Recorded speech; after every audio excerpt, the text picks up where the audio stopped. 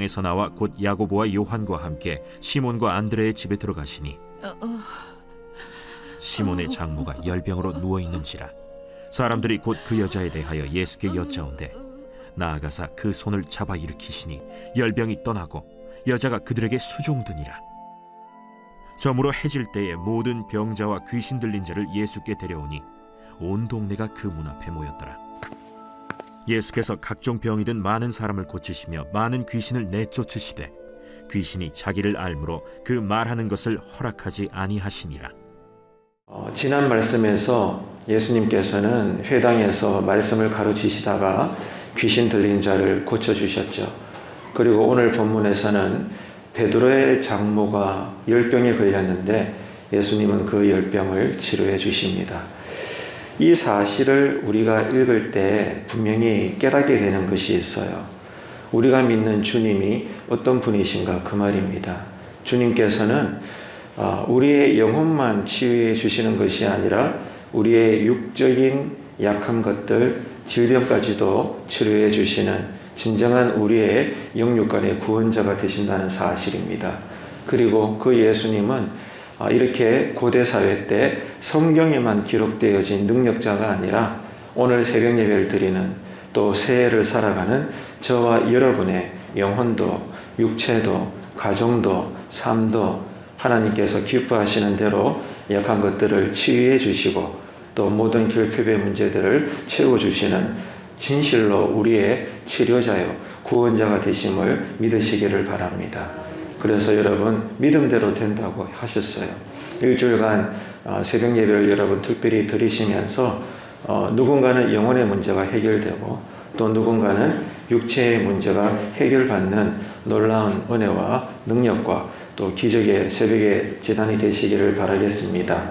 그래서 이러한 것들도 함부로 이루어지는 것이 아니라 조건이 있죠. 하나님의 목적과 때에 맞추어서 하나님의 방법대로 치유가 일어나는 것입니다. 그래서 우리가 기도에 집중을 하고 특별히 새벽을 깨워서 말씀도 듣고 우리가 간절히 성령님을 의지할 때 하나님의 이끄심, 인도하심, 하나님의 사인을 우리는 세밀한 음성으로 마음에서부터 들을 수가 있습니다. 해서 일주일간 새벽을 잘 쌓으셔서 한 해를 하나님께 온전히 의탁하시고 새로운 은혜의 한 해가 되시기를 바라겠습니다. 이렇게 오늘 본문을 통해서 주님은 어떤 분이신가 우리의 모든 약함을 긍휼히 여겨주시는 주님이신 만큼 주님 앞에 엎드려 그분의 옷자락을 붙잡고 여러분 오늘 또 많이 기도하시고 일주일간 성령으로 충만하셔서 어려운 중에서도 주님을 강하게 만나시는 2022년 첫 단추를 잘 꿰는 믿음의 한 해가 되시기를 바랍니다. 오늘 본문에 보게 되면 이런 문구가 있어요. 해가 졌다 이런 말이 있죠. 자, 해질 때에 많은 병자들 그리고 귀신 들린 자들이 예수님께 나와서 고침받기를 원했습니다. 왜 사람들이 해질 때 나왔을까요? 불편하지 않을까요? 해가 밝은 대낮에 나와서 큰 어려움이 없이 예수님을 만나고 말씀을 듣고 또 병도 고치고 그러면 좋을 텐데 왜 굳이 해질 때 기다렸다가 사람들이 예수님께 몰려드는 걸까요? 여기서 해가 질 때라는 것은 안식일이 끝났다는 겁니다. 안식일이 끝났다는 거예요. 다시 말해서 당시 유대인들은 안식일에 병을 고치는 것을 노동으로 여겼습니다. 즉 율법에 의하면 안식일 날은 일을 하면 안 돼요. 그런데 누군가가 치료를 한다? 또 누군가가 치료를 받는다? 이 자체가 행동을 하는 것이기 때문에 유대인들은 이것을 일하는 것으로 여겼습니다. 그래서 문자적으로 생명 걸고 유대인들은 율법을 지키지 않습니까? 그래서 문자적으로 안식일에는 노동을 하면 안 되니까 이 안식일 날 노동에 해당되는 병고침을 위해서 예수님께 나아가는 그 발걸음, 행동하는 거, 간구하는 거, 이 모든 것들이 일이라 생각을 해서 금했던 것입니다. 그래서 많은 환자들과 귀신 들린 자들이 이런 율법에 의한 안식의 규례를 범하지 않으려고 일부러 해가 질 때까지 기다린 거예요. 그런 사람들입니다. 자, 그래서 예수님은 그런 저들을 여전히 불쌍히 여기시고 예수님께 나오는 자는, 자, 이게 중요합니다. 따라합시다. 누구든지 간에 예수 앞에 나오는 자는 병을 고쳐주셨습니다. 할렐루야. 누군가는 영혼의 문제, 다른 누군가는 육체의 문제, 귀신 들린 자, 우울한 자, 낭망한 자, 외로운 자, 원통함에 빠진 자, 누구든지 간에 결핍의 문제로 힘든 자들, 스스로 예수 앞에 나와서 고침받기를 원하는 자들은 다 주님으로부터 치유를 받고 특별히 귀신이 떠나가는 해방의 역사가 일어나게 된 것입니다. 이번 일주일간 여러분 정교인 새벽 예배를 드리면서 이 주님을 갈망하시기를 바랍니다. 믿음대로 된다고 했어요. 여러분 가정에 문제가 있지 않겠습니까? 그죠? 주님께 다 내어놓으십시오. 그리고 살려달라고 애원하십시오. 주님은 나의 아버지가 되시고 우리는 당신의 자녀이기 때문에 그 시간이 얼마나 복되고 귀한지 모릅니다. 좀 전에 뭐라고 우리가 이야기했죠? 누구든지 간에 주님 앞에 나오는 자는 다 나음을 입었습니다. 여러분, 그래서 한 주간 진실로 이 새벽에 주님 앞에 엎드려서 복 받으시는 한 해의 첫 출발점이 되시기를 바랍니다. 그런데 오늘 본문에서 특이한 점이 있어요. 이렇게 예수님께서 기적과 능력을 보여주시는데 특이한 것은 귀신들이요, 예수님을 알아보고 있다는 거예요. 이게 여러분 놀랍습니다. 여러분은 평생 교회를 다니시면서 진실로 말씀에 의해서 예배와 기도를 통해 주님을 알아가고 계십니까? 이게 진짜 중요합니다. 예수님을 알지 못한 채 평생 종교인으로 사는 사람들이 참 많다는 사실. 나는 아닐 거야 라고 여러분 자평하지 마십시오. 절대로 그래서는 안 됩니다. 우리가 누굽니까? 나는 무지하고 무능하고 무력합니다. 원래도 그럴 거예요. 그렇기 때문에 우리에게 누가 필요해요? 주님이 필요한 거예요. 여러분, 이런 자에게 은혜가 흘러내리는 줄로 믿습니다.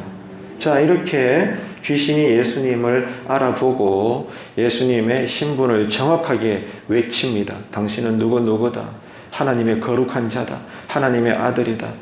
우리한테 가까이 오지 마소서. 우리가 어디로 갈까요? 난리를 치는 겁니다. 그런데 특이한 것은 예수님이 이런 귀신들의 반응 앞에서 그들의 입을 제어하고 있다는 거예요. 더 이상 말하지 말라는 거예요. 저들의 외침을 강하게 금지시키고 있다는 겁니다. 왜 그러셨을까요? 자, 여러분, 이러한 복음서의 이야기를 계속 반복되는데 읽을 때마다 궁금하지 않습니까? 예수님은 하나님 나라의 복음을 가르치고 전하려고 오셨는데, 자, 귀신들이 이렇게 소리를 외치면 오히려 도움이 되잖아요. 예수님의 신분이 드러나고 정말 예수님 메시아구나. 저 귀신들이 떠드는 거 보니까 기적도 일어나겠다. 능력이 나타나겠다. 예수님 입장에서는 더 잘된 거 아닙니까? 복음이 더 많이 들려지니까 사람들이 그것을 믿을 거니까 상식적으로 생각해 보세요. 자, 그런데도 불구하고 예수님이 왜 금지를 시키는 것일까? 이유는 간단합니다. 예수님을 알아보고 있는 이 귀신의 영적인 지식은 거짓되다 그 말이에요. 지금 이 귀신들의 외침은 거짓된 예배입니다. 이 사실을 우리가 직시해야 돼요. 거짓된 신앙 고백이다 그 말이에요. 지지난주인가 여러분 말씀 나눌 때 귀신 신앙에 대해서 제가 언급해 드렸죠. 여러분 바로 이거예요. 누가 예수님을 어떤 분이시다 고백하는 게 전부 다가 아니에요. 하나님께서 보실 때 바른 고백이어야 그 제사와 예배를 받으시는 거예요. 지금 예수님은 이 귀신들의 외침을 기뻐하지 않아요. 왜? 거짓된 것이기 때문에. 그래서 예수님은 그런 예배를 물리치고 계십니다. 이것을 우리가 발견해야 돼요. 오늘 이 새벽에 우리가 예배 드리려고 나왔죠. 그런데 하나님께서는 우리가 예배 드린다고 그 예배 드리는 족족 우리의 예배를 커피 자판기처럼 받으시는 게 아닙니다. 우리가 동전 500원짜리 탁 넣어서 버튼을 누르면 그냥 바로 커피가 쪼르르 나오잖아요. 주님은 그런 분이 아니라고요. 거지에게 동냥하듯이 우리가 헌금 바치면 무조건 주님이 아이고 좋아라 이렇게 헌금 받으시고 우리가 모여서 그냥 무조건 예배만 드리면 주님께서 아이고 잘했네 이렇게 자동적으로 반응하는 인격 없는 기기가 아니라는 거예요. 여러분, 창세기 4장에 보면 가인과 아벨이 각각 예배를 드리잖아요. 근데 결국 어떠했어요? 하나님은 아벨의 예배는 받으시고 가인의 예배는 거절하셨어요. 이 사실을 죽을 때까지 우리는 기억해야 합니다. 우리가 어떤 이유든지 간에 모여서 예배 드린다고 해서 모든 그 예배를 주님께서는 받으시는 게 아니라는 거예요. 지금 예수님은 이 귀신들의 예배를 안 받으시고 계시다고요.